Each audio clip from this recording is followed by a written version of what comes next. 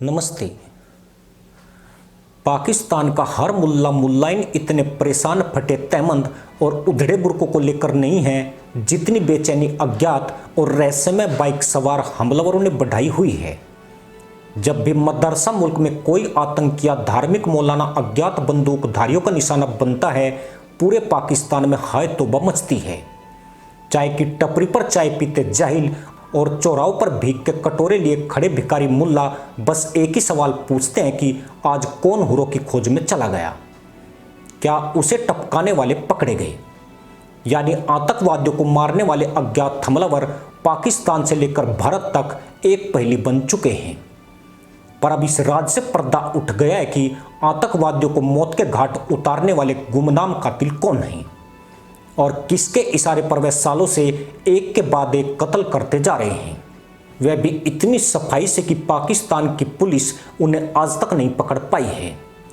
दरअसल पाकिस्तान में बैठे मुसलमान आतंकवादियों में पिछले 3 सालों से हड़कंप मचा हुआ है।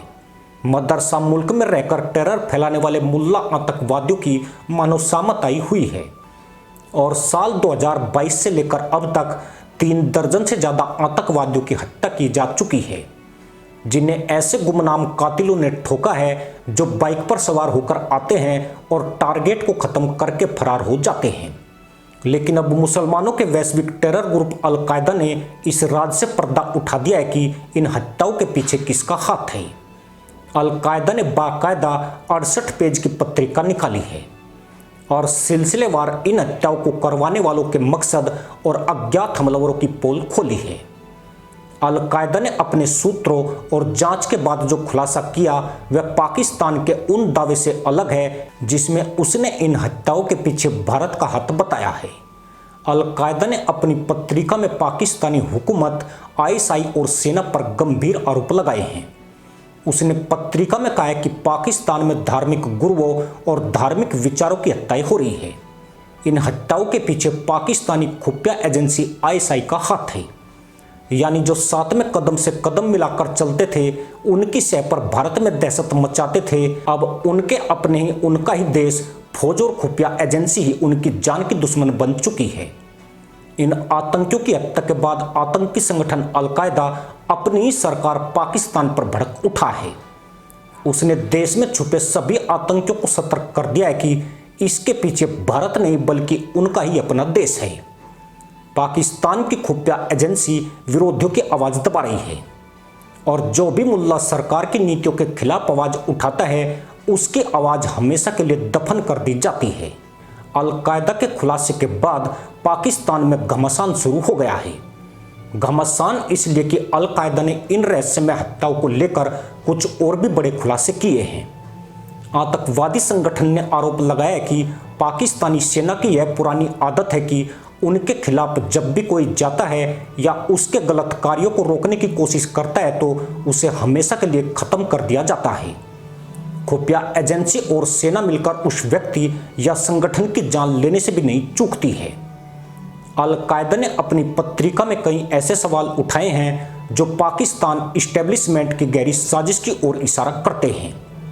उसका कहना है कि सेना या आईएसआई हमलावरों को पकड़ क्यों नहीं पा रही है। दरअसल हमलावर उनके द्वारा ही हायर किए गए हैं। हमलावर उन्हीं लोगों के बीच का है, ऐसे में वे उसे कैसे पकड़ सकते हैं। आत्मघाती संगठन ने कहा है कि यह कैसे संभव हो सकता है कि कोई व्यक्ति या संगठन पाकिस्तान में धार्मिक गुरुओं या उनके प्रचारकों या संगठनों में बड़े पदों पर बैठे लोगों की लगातार हत्याएं कर रहे हों और सेना, सरकार व आईएसआई उनको अज्ञात बंदूकधारी कह रही हो। आपको बता दें कि मदरसा मुल्क में आतंकवादी संगठन अल-कायदा, लश्कर-ए-तैयबा और जैसे मोहम्मद से जुड़े आतंकियों की लगातार हत्याएं हो रही है।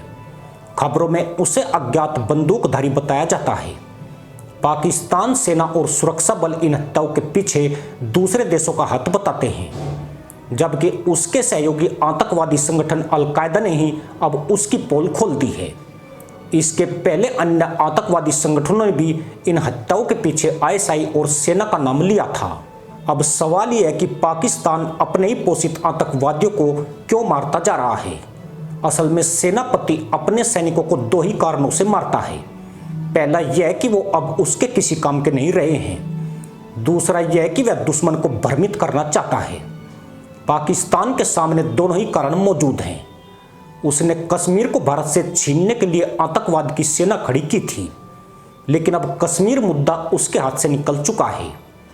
वहीं सीमा पर भारतीय सेना पूरी तरह अलर्ट है और घुसपैठ करके दूसरी ओर पहुंचना मुश्किल हो गया है। अब ये आतंकी निठल्ले पड़े हैं और पाकिस्तान से बाकायदा खर्चे वसूल कर रहे हैं।